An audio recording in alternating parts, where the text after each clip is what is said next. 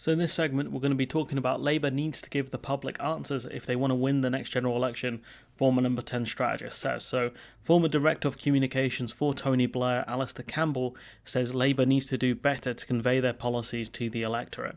So regardless of what we think of Campbell, given his involvement in the Iraq War, he knows how to win elections. For him to say this publicly is him sending a message to Starmer and the Labour Party that they need to offer people solutions and not to coast on the failings of the Tory Party. This is what, despite other commentators will have you believe, Labour actually do need policies and they do need to connect with the average person. It's not just me saying it. This is a guy who desperately wants the Labour Party to win, and Alister Campbell. So during a phone-in with Ian Dale, a caller asked the ex-Coms director what Labour needs to do to win the next general election.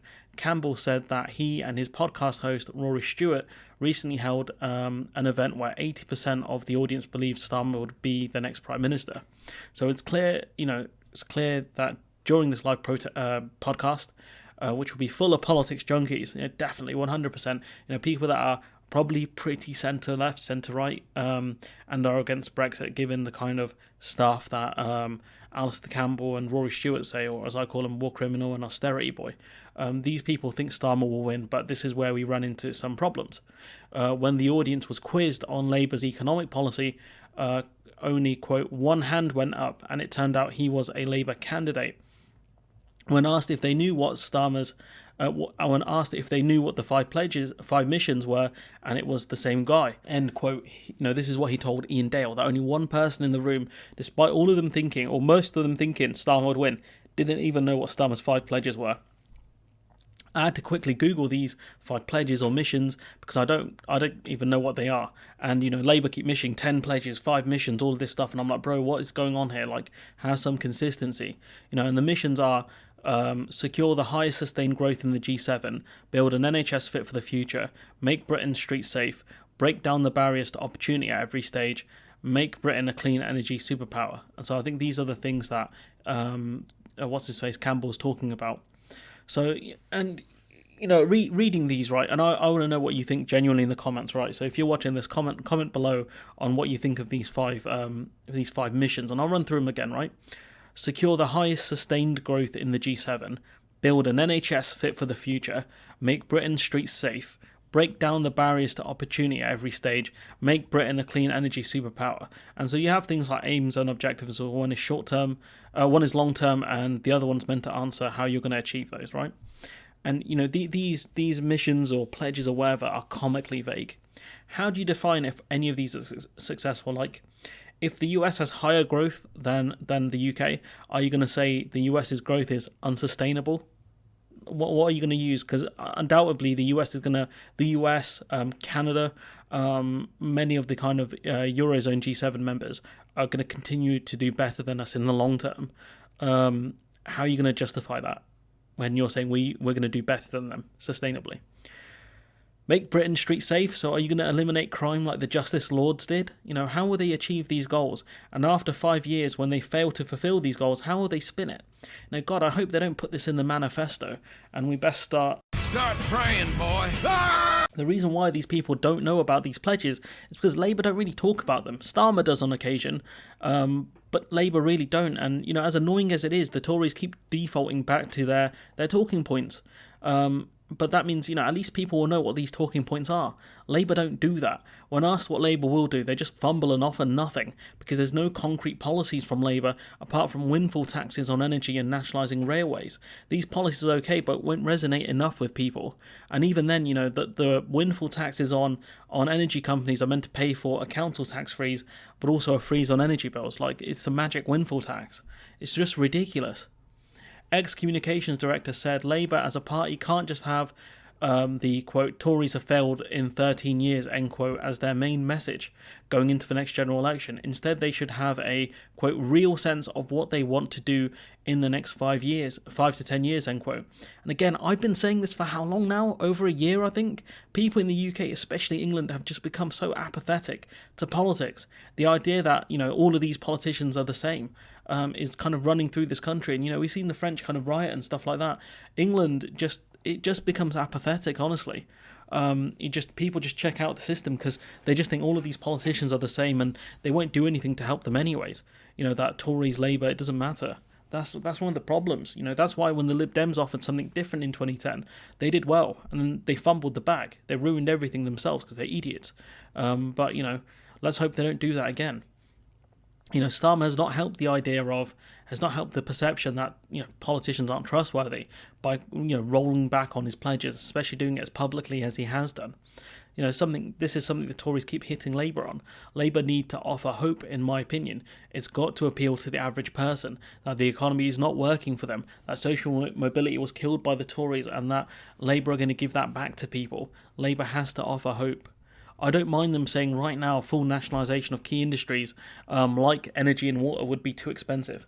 But if Labour said we're going to do windfall taxes on things like supermarkets and other industries that are price gouging people and use that money to help people, I think that's a much stronger position, not this magic windfall tax nonsense they keep pushing.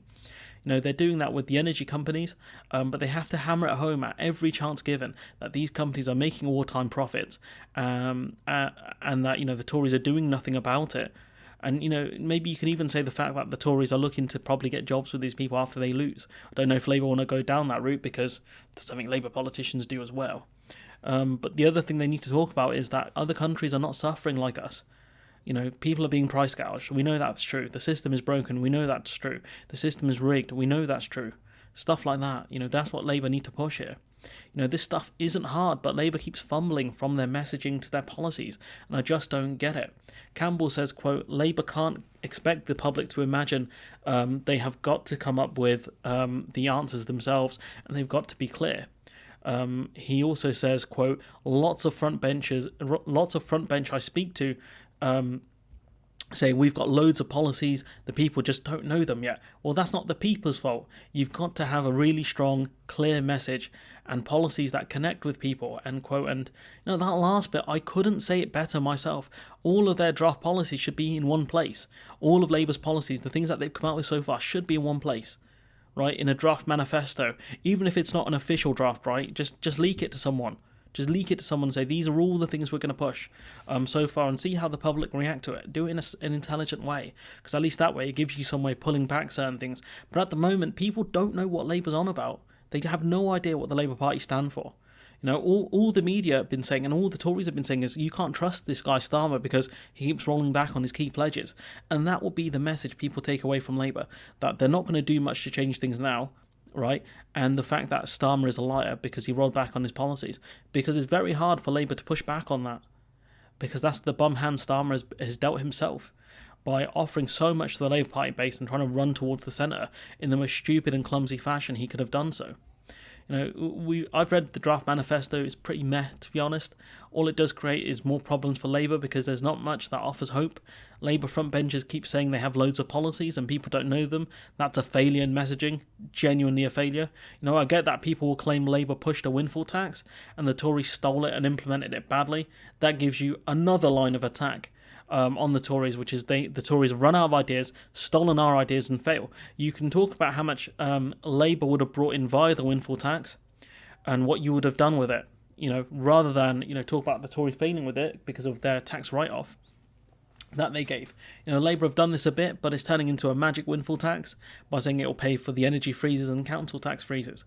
So, Labour need to figure out what the hell they're talking about because they're going to look very stupid.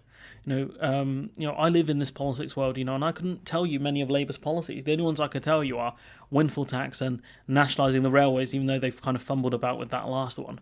And the ones on, the channels, like Labour Social, right? The ones that really push Labour, ask them what Labour's policies are on any issue. I think on most issues, Graham and Phil would struggle. And that's a channel called Labour Social, where they don't really talk about Labour. They talk about the Tories mostly, but ask them what are Labour's policies on X thing. Because I've heard Phil say stuff like, Labour have got great policies, they're just not in one place. It's like, so tell us where they are then. Show us. Honestly. Stick them on your big green screen. The Tories will beat you over the head with policies that they never intend to implement anyways. They will absolutely hammer it in every interview. Every interview Starmer, a lot of these interviews that Sunak has, he talks about his 5 pledges and all this other nonsense, right? He always runs back to it, so you know what he stands for. What does Labour stand for? Where are these policies that connect with people? Labour keep their policies so well hidden on most things, they might as well be filed under state secrets at this point. It's abysmal. And when you have guys like Campbell coming out so publicly saying Labour need policies that connect with people, and they can't keep saying, oh, we've got loads of policies, but the public don't know yet. You look stupid saying stuff like that. If you say that publicly, you will get laughed at, and I'll be one of the ones laughing at you, honestly. But anyways, I'm going to leave it there. Let me know what you think in the comments below. Like, comment, share, subscribe. Support the channel on Patreon if you can. And hopefully I'll see you in the next one.